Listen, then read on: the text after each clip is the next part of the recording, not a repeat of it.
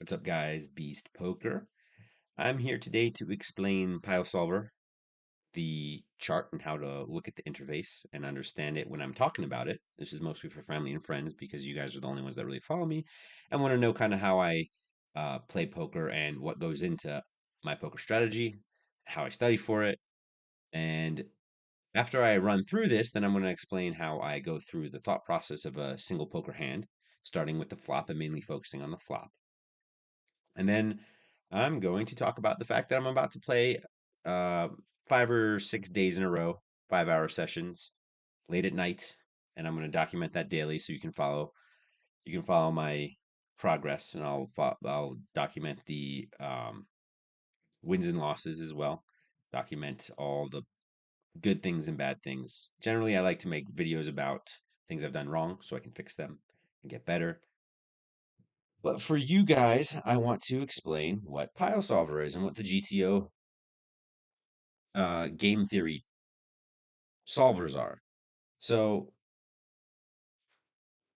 this is a 13 by 13 grid, and I probably explained this to some of you guys in person, but it is a grid of all the possible starting combinations of hands you can have. Starting from the top left, where it says AA, that's pocket aces, to the bottom right, that's 2-2. Those are pocket twos. These are all your pocket pairs. So whenever you get dealt two cards in Texas Hold'em, you look up, it could be ace of diamonds, ace of clubs. Your hand is going to fall right here. So you have put your hand on this chart and you know that's where it lands on the chart. Anything above to the right of this pocket pair line, it's going to have an S next to it. And these would be suited combinations of any two cards. So right here we see K7, that's king of clubs, seven of clubs, or king of hearts, seven of hearts, king of diamonds, seven of diamonds, king of spades, seven of spades. Anything to the bottom left of the pocket pair line are going to be offsuit hands. Queen of spades here, eight of diamonds. When you look at this chart, you don't understand, or you have to understand that it's not equal probability to get a suited hand versus an offsuit hand. You only get, there are only four combinations of each suited hand because there are only four suits. There are 16 combinations of any offsuit hands because 4 times 4. So you're heavily weighted to get an offsuit hand. And there are only 6 combinations of any pocket pair because that would be 4 times 1, 3, and it just comes down to 6 combinations. When you're looking at this chart, you see all the cards that are lit up are on the top left. And you're going to see that frequently because those are the cards that are better. If you want to play high cards, like say ace, queen, you want them to be suited. So ace 10 offsuit would actually be a fold in whatever scenario this was. But ace 10 suited would have been a call. When I'm looking at Piosolver, it starts by inputting preflop ranges. So right here you can see these are preflop ranges that I have put in. In my other charts, I talk about preflop ranges all the time. With the Beast Poker thing, it was all about preflop ranges because understanding these charts is so important to anything that you do starting with the flop. So I input preflop ranges and a whole bunch of other numbers that indicate bet sizing, that indicate stack size, which means how many big blinds do you have and does your opponent have? What's the starting pot? Fact stats is the depth. And then I give the computer bet sizes to play with, and I give them a couple other parameters, and then it basically runs itself against itself. Both are trying to win. Both are the best at finding the best optimal situation. And then what they do is they spit out what's called a Nash equilibrium, which is the best play for each if the other is playing the best. So there's always an optimal play against the optimal opposite player. So the decision process for the tree starts once the flop is out. So now let's go into my thought process and flop play. So in this scenario, I put in ace of clubs, nine of hearts, three of spades. Before I even talk about the solver, I'm going to talk about how I think about it. I go straight down the list of what are the best possible combinations out there. Pocket aces, because you're going to have a set of aces. Pocket nines, number two, set of nines. Pocket threes. And I look it in the chart and I look at the mind's eye on the chart. Then what's the next best possible hand? Ace nine. So it's right here. Then what's next? Ace three, right here. Then what's next? Nine three. Nine three is right there, or even nine three offsuit, and there's an ace three offsuit. So basically, I shouldn't have those in what's called my range. And then so I go through all that. Then I go through, and that's what I call big value, which means the best possible hands. Rewind. Whenever you bet in poker, especially when you're the aggressor, not when you're calling, but when you're the aggressor, you do it for only two reasons. And you always have to remember that. It's either for value to get money from weaker hands, so or to bluff. When you have a really, really good hand, you want to put as much money in as possible. So if I have pocket aces, I might want to bet big. Or pocket nines, I might want to bet big because I'm going to get called from maybe ace king, ace queen. I want the most money in the pot because I have the best hand. If I did that every time with only the best possible cards, and you were my opponent and you knew that, and you had ace king, and I bet huge, it's so easy to fold because you know I will only have pocket aces or better at them, or pocket threes, pocket nines, pocket aces. So you're going to fold every time, then I'm not going to win any money. To keep you calling, I have to do what's called a bluff, where I bet of equal size to that original value bet to make you question whether or not I actually have it this time or I'm just air bluffing. And my goal would be to put you in a position where you're 50-50 indifferent to calling or folding. If I put you in that hard position and then you don't know in this particular spot because you haven't learned GTO, do I call more or do I call with this hand or do I fold with this hand? You might start folding too much and then I'm going to win money in the long run, or you're going to be calling too much and I'm going to win money in the long run. If you have less value, say like instead of pocket aces or nines, you have like ace five, I might bet small. That's called small value because I want to go after a different hand to call me. I might want a nine to call me, but I'm also going to balance those with bluffs. So you don't know if I'm betting small, do I actually just have a weak ace or do I have nothing? So it's very important to know when you're betting big with value and you have to know what the value are, you need to also bet big with bluffs. What's really good to do is bet big with bluffs that are also draws. So this is a dry board, which means there are not many draws out there. So you're going to have to find bluffs because if I bet big every time with pocket aces, I'm going to have to bluff with something else. But they're not really good draws. This is not a great example because the board is so good for me for this range. I'm going to show you this person's range who doesn't have aces, kings that I can bet every time. But that's not a good example of thinking through this. Okay, like I said, pocket aces, pocket nines, pocket threes, ace nine, ace three. Are these in my range? Yes. I'm thinking this really quickly. Yes, yes. Are they in my opponent's range? I know what's going on here, and I look at this. This is their range. I say, is pocket aces in the range? Nope. Pocket nines. Yeah. Ace nine. Yeah. Ace three. Maybe, maybe not. Pocket threes. No. So suddenly I have far more really strong hands that I know he cannot have. I know he doesn't have aces because of what happened pre-flop. I know he doesn't have ace king because of what happened pre-flop. So I can effectively reduce the possible combinations that he has based off of my pre-flop play. And then I can go through the list of pocket aces, pocket nines, pocket three, ace nine, ace three. Wait, he doesn't have aces. He doesn't have ace three. I have more really good hands. Let me bet more frequently because I know he doesn't have those good hands. And he can't even pretend to have them because I know he doesn't have them because of pre-flop play. When looking at the Piosolver, like I said, you put the pre-flop ranges in yourself because there are other solvers, and this solver actually can do the pre-flop solving, but it takes a lot of computer power. because you think every decision creates extra trees and extra trees and extra, and suddenly the computer is working so hard to all the different scenarios are millions of scenarios. So although those have been solved in general, they're come prepackaged, and then you just memorize them, kind of put them in here. So then you solve from the flop forward, because then your computer can run that easier. But looking at the rest of this whole screen behind my head, you see this little chart here. I know it's not, you can't see all of it, but you can see a graph. See, maybe I can move myself around. You see this graph here. That's the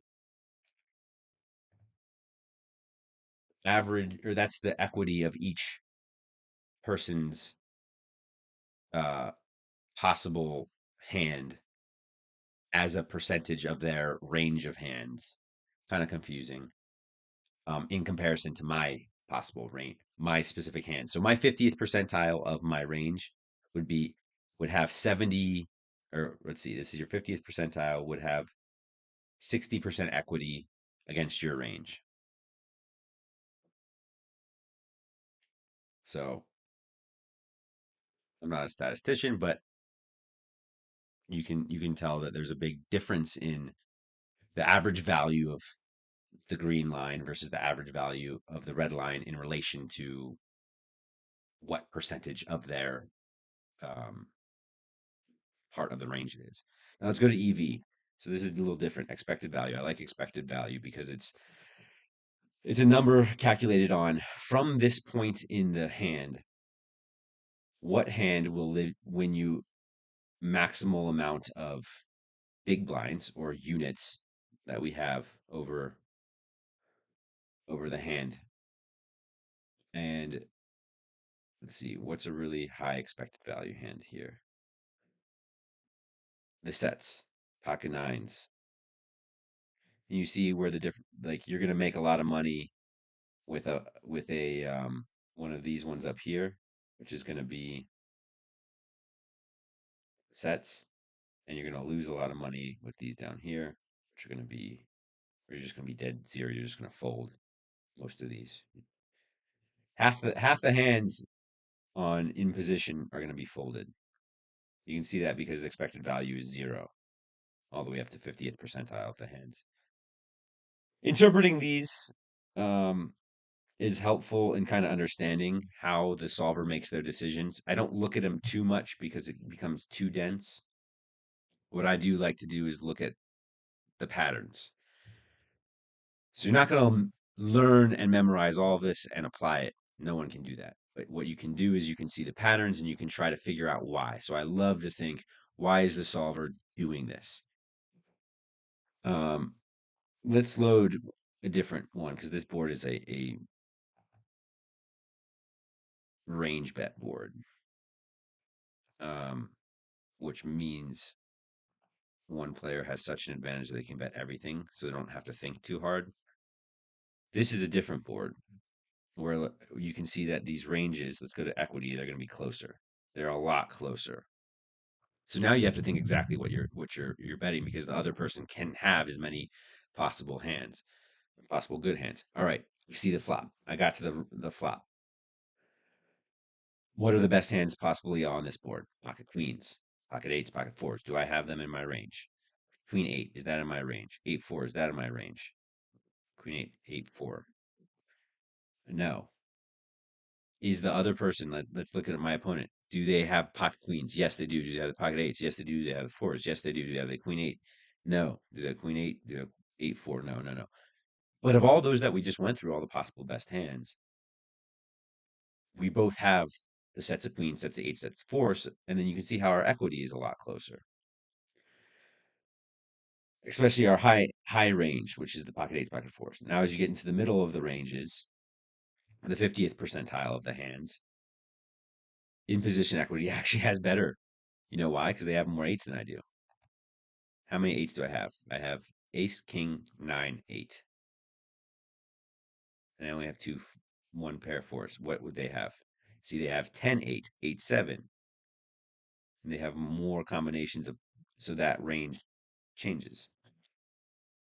Would be better. So we have two pretty equally balanced ranges. What happens when GTO plays these two against each other?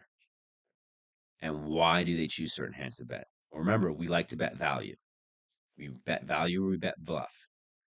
Pocket queens here is betting. Pocket eight's betting. Pocket eight's always betting. And just think of these as frequencies. So if it's like kind of a half-half, probably just make it one or the other so you can think of it clearly. So if it's almost full like queens, you're always betting. Eights, always betting. Fours, always betting. Okay, so those are your high value. They're all always betting. Ace queen, always betting. King queen, always betting. These are all high value, so they're betting really frequently. Ace queen, king queen, all always betting. All these queens are all betting because they have top pair. Okay, is king eight betting as much as maybe 9-8, 10-8? So we got to figure out why. King eight's not betting that often. Why are the aces not betting too often? Why are the jacks, tens, nines, sevens, sixes not betting as often as the queens? But then why is jack 10 betting often? And 10-9 betting often? They don't even have a pair. Jacks, tens, nines are pairs. This comes into the concept of big value balanced with bluffs versus medium value balanced with bluffs. So the queens are always bet because we want value.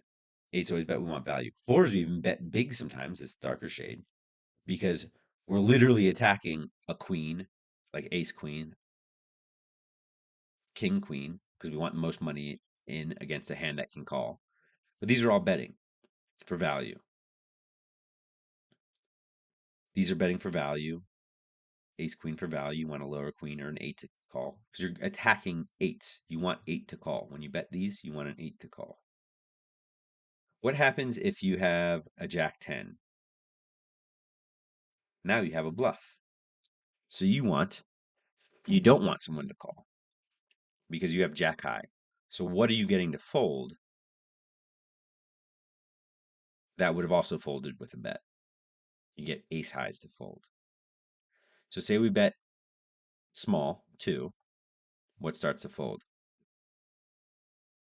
We're betting 2, just like a jack 10. Ace highs, king highs start to fold. Low pocket pairs start to fold. So there's value in betting something that has no what's called showdown value because you get the opponent's hands that are better than yours but still weak to fold. But if you bet 2 and we actually have queens this time, what is getting to call? We're getting all the pairs to call. So, and actually, let's go into this next one. We bet 2. This is a really this makes it a little clearer because these decisions are very distinct. Okay, back to what's value here. So this flop play was a check by the out of position aggressor, a bet by the in position caller preflop, and then now we're out of position gets action again. So this is a board that they check raise frequently. What are the hands they're check raising? What do they have that's really good? Sets of eights, sets of queens, over pairs, aces, kings. They're raising ace queen, king queen, ace queen. Once again, that's to get value. Now what are they raising as bluffs? Jack 10, Jack 9, 10 9. Again, they use those as bluffs because they're drawing. You like to pick bluffs that are drawing to something because they could possibly, even if you do get called, you can have the nuts. Why do they pick ace 4 as a bluff? Because it might get ace 8 to fold. Let's see. If we ace 4, then you're going to get eights to fold. No, eights don't fold there. So what folds? So this is how I think about it. What folds that's better than ace 4 and why we're using it as a bluff? There we go. We found them. Pocket pairs that are above a 4. They all fold. Wow. There's a reason.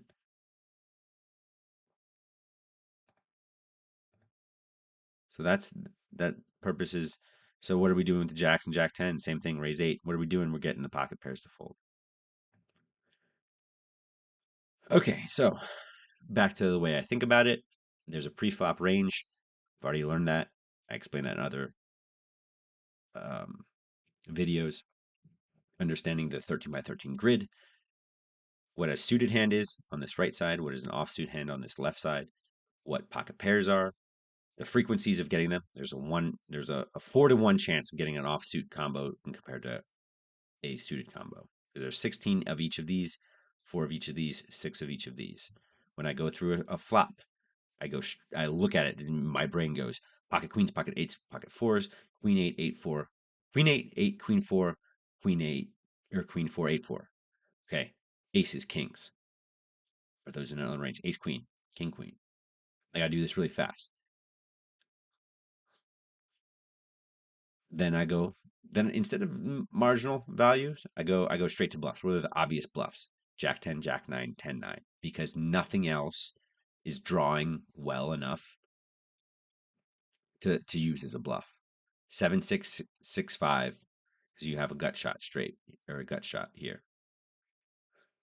And then those are now my working memory. A lot of it is working memory because I've done all this only on the flop.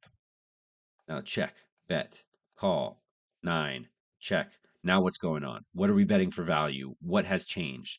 Did the 9 change anything? Suddenly 10, 9 or Jack 10, the one we bet, comes in as value. What is it doing again? It's betting big for value. See, Jack 10 here. That was a random hand I. But what's still value here? Pocket queens, pocket nines, pocket eights. These are all value. Jack 10, this is so easy because you're betting big for value. 9, 8, two pair betting big for value. What are you bluffing big for value? Four still value. Eight still value. 9 eights, that's real value. Is there any non-value here? 10 9, that's bluff for value. Jack 9, bluff for value. I really no bluffs there. Because all your bluffs came in. A lot of your bluffs came in. It's a really good card for whoever's board was this. And so what happens? You bet big. You bet big, who's calling? Then you got to restructure this range because once ace 10 is out of the range, now I'm looking only at anything that possibly could be there. And that's in my mind's eye. And then now we're down to the turn and look at this equity chart to the right here. And now there's something happens. This is your river equity. I don't know what's going on. A river comes in. What do you call it? And a river is so complicated because there's so many streets of decision making process. But it really, most people just get lost pre-flop. The average player gets a lot. A winning player is probably going to be doing well flop. Like me, I've worked pretty hard to know how to play good flop, but like once you get to the turn, you really have to have a lot of working memory to have these ranges moving and to know what the value, what the bluffs are. Did the bluffs come in? Did the other person have the appropriate range? Do I have the appropriate range? Am I representing the appropriate range? Did this card change the nuts? Did it change now, if it was a small value, to change a small value hand? There's so many things that go in, and it just gets more complicated. Back to the basics. That's kind of done for today. But like I said, I'll be playing for the next 5 6 days. I'll be updating my win losses. I'll be updating my tilt. I'll be updating my good hands, bad hands. Mostly, I'll just be talking about things I've done wrong so that I can correct them for myself in the future.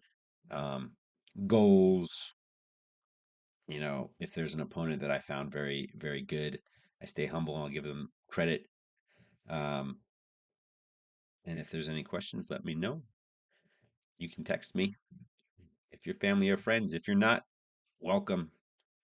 That'll be that for tonight. I'll see you tomorrow.